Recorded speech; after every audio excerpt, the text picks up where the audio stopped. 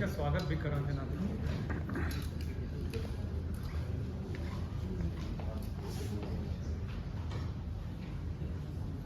Okay, so पहले मैं अपना I would like to give a short introduction of myself.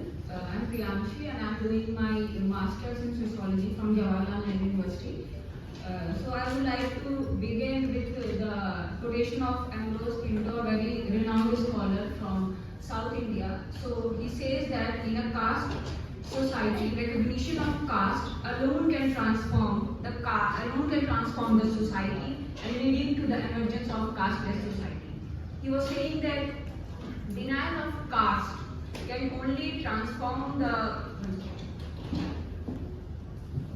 denial of caste can only further transform the society, and if we are neglecting it, we are further brutalizing the caste-based atrocities performed on the OBC, Dalit and the scheduled tribe. So I would like to thank the organizer, Parinder sir, Sandeep sir, who gave me this wonderful opportunity to speak from such a prestigious stage on such a burning topic in Indian discourse, which is the caste census. So the title itself says that the caste census and the social justice. So here we can say that see that the caste census comes first and then the social justice. We can only talk of the social justice when the caste census is done. Because in an Indian society, the society is based on caste. It's not like the Western perspective which we have been studying, the class perspective. So India में caste ज़्यादा dominate करता है ना कि class. हम class अगर एक दलित एक ओबीसी अगर इकोनॉमिकली अपने क्लास को बढ़ा भी लेता है बट उसके साथ जो उसकी जाति अटैच है वो नहीं हटती है. सो हम वेस्टर्न पर्सपेक्टिव को पढ़ सकते हैं but as far as the Indian society is concern the caste dimension has to be taken. So today I am speaking here on behalf of Samajwadi Chhatra Sabha JNU, and not only on behalf of Samajwadi Chhatra Sabha JNU but also on behalf of the marginalized section whose voices are not heard, and on the behalf of those subaltern whose voices are suppressed.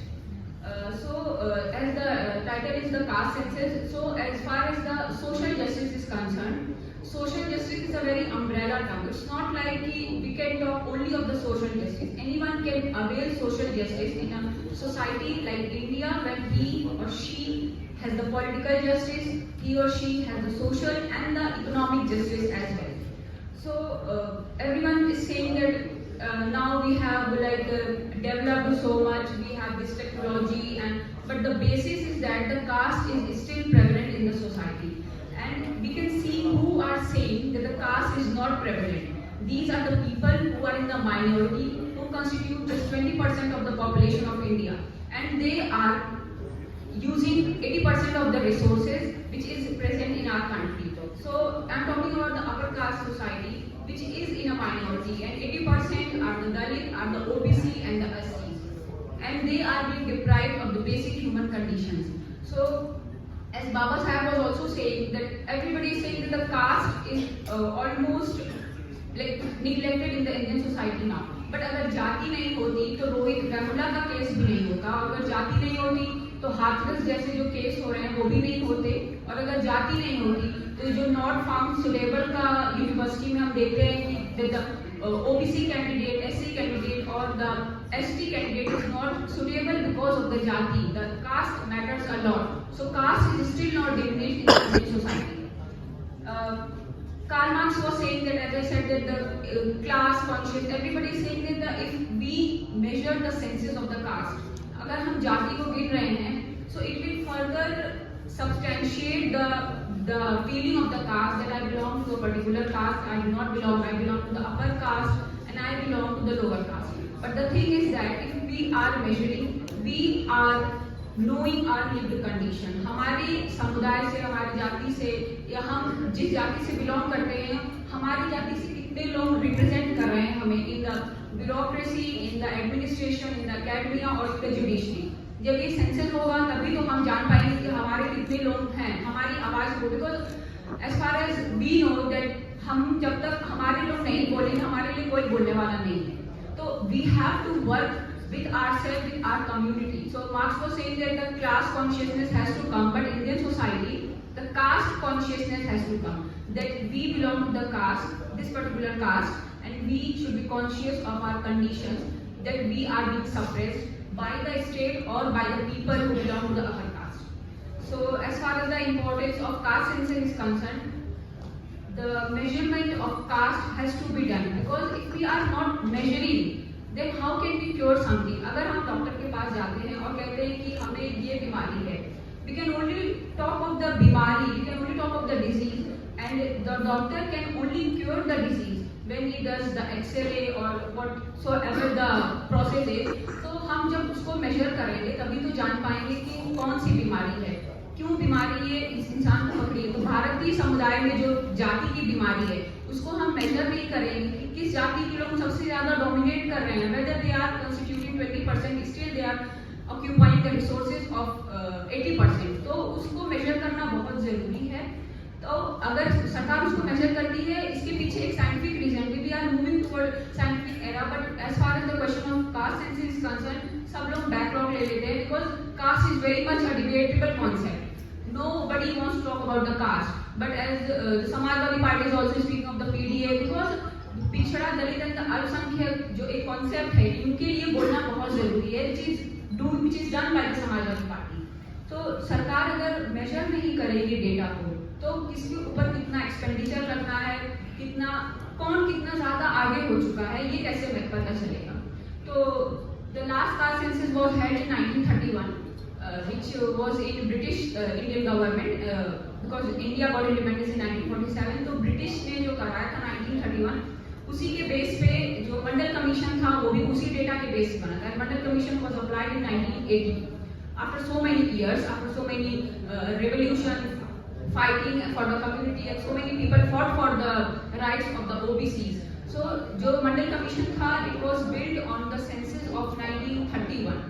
अभी it is almost a century, we will complete a century in 6 or 7 years, but अभी भी हम उसी data पे सारे अपनी policies form कर रहे हैं, सारा अपना एक्सपेंडिचर दे रहे हैं। सो अभी तो एक नया डेटा की जरूरत है ना। अगर हम 100 साल पुराने डेटा पे कैसे किसी का भला कर सकते हैं? सरकार, how the state is going to do the welfare of the people if the data is 100 year old?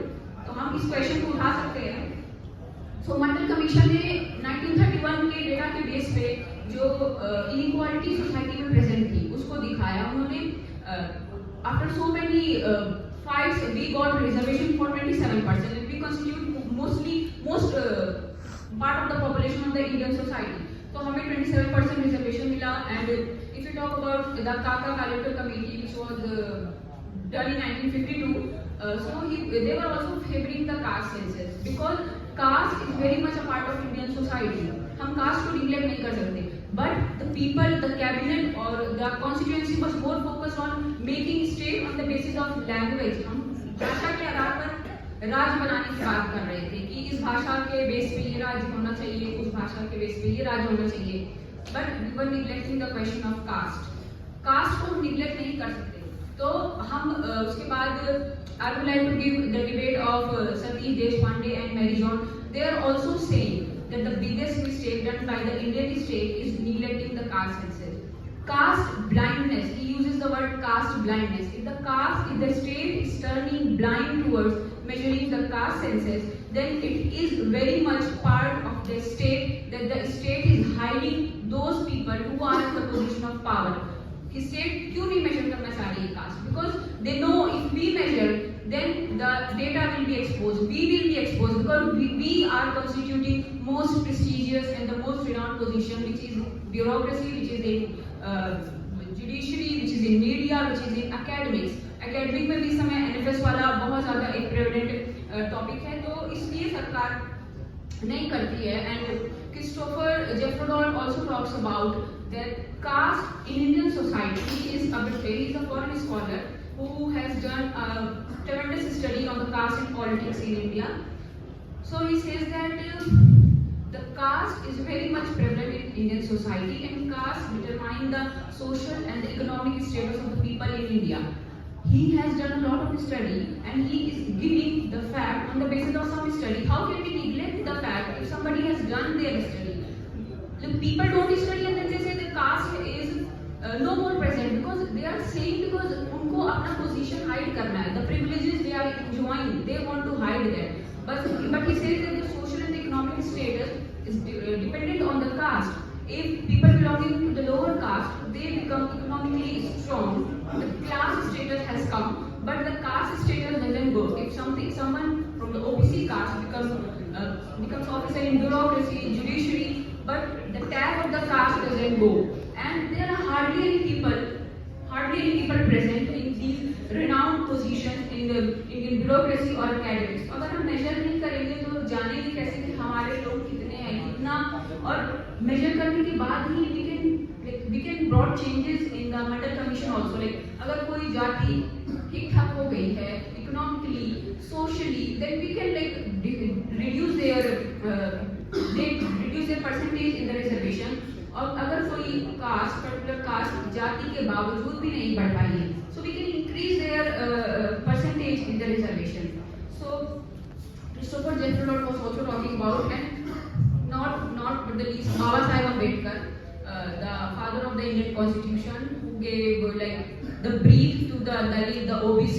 उन्होंने अपनी जिंदगी की साथ दी, मतलब बाबा साहब ने, तो वो कहते हैं कि जो कास्ट है वो तो he was talking about the annihilation of caste, जाति का विनाश, but he was also knowing that we cannot destroy the Indian caste because it is rooted so much in our mind, in our social setting, that we cannot remove. The only solution is that without the state intervention we cannot get rid of the caste. So he was saying that the state intervention is necessary for the removal of the caste. And how can we do the state intervention? It is only through the caste census. The state cannot go each individual to say don't practice the caste atrocities, don't practice this exploitation on the lower caste. But the state can only say that it can only do to the caste census. It can measure the caste, who are the people who are not more or less not represented in other parts of the society or in other parts of academics, bureaucracy and other social sectors. So he was saying that the only step the state can take is the caste census intervention. So then we can do the expenditure on that. So this was the more or less the critique, the four debates regarding the caste census. And Pratap Bhanu Mehta, one of the critique of caste census, he says that कि caste, अगर we measure the caste, it will substantiate the caste system in our mind, in the society. हम जाति को गिनेंगे तो जाति और ज़्यादा लोग अपनी आइडेंटिफाई को और ज़्यादा मजबूत करने लगेंगे, तो ये एक नेगेटिव हो जाएगा. But Pierre Bourdieu, one of the sociologists, he says that if we have read his concept of capital, he says that there are three capital that exist in society. He says that the social capital, the cultural capital and the economic capital. So the upper caste is very much born with the social capital, economic capital or the cultural capital. They have the culture, they have the social capital. So we can critique him because he was saying that the caste will substantiate after the census. But the thing is that the caste cannot go without the state intervention, as Baba Saheb was saying. तो जो social capital, जो सामाजिक एक capital के साथ जन्म ले रहा है, caste is very much ascribed status. अगर हम स्टेटस की बात करें, ascribed मींस हम इसको बदल नहीं सकते, हम चाहे जितने प्रयत्न कर ले, how much we take effort, but we cannot get rid of the caste system. So he was saying that the caste is an ascribed, it is not an achieved status. We have not achieved the status. We are born and we are automatically set into the ascribed status, which is the caste. So we can critique him like people belonging to the upper caste, they are born with the capital. We cannot compete them without the reservation. Reservation is not it is not a poverty.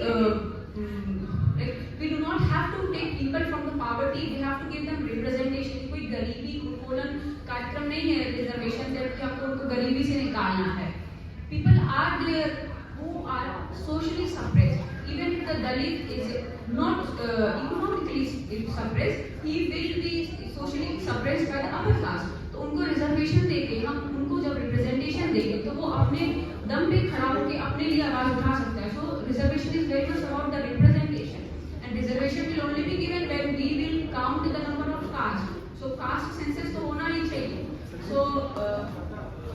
with this, I would like to conclude my speech. Thank you very much for listening to me patiently, and you have been a great audience. So, Jai Hind, Jai Samajwad, Jai Samvidan. Thank you.